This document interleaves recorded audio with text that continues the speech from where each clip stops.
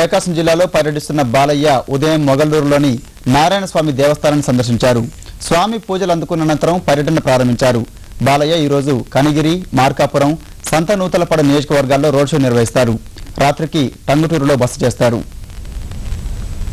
Current సరఫరా కూడా సరిగ్గా లేక కరెంటు షాక్లతో ఎంతోమంది రైతులు ఇప్పటికీ 2600 మంది రైతులు చనిపోయారు. కరెంటు షాక్తో 6000 రైతులు ఆత్మహత్యలు చేసుకున్నారు.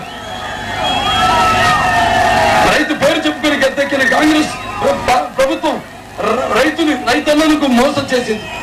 తెలుగుదేశం పార్టీ అధికారంలోకి వస్తే పగలు 12 గంటల ఉచిత విద్యుత్తు, అలాగే బ్యాంక్ రుణాల అంటే వ్యవసాయ రుణాల మాఫీ, చిన్నకారు సన్నకారు రైతులకు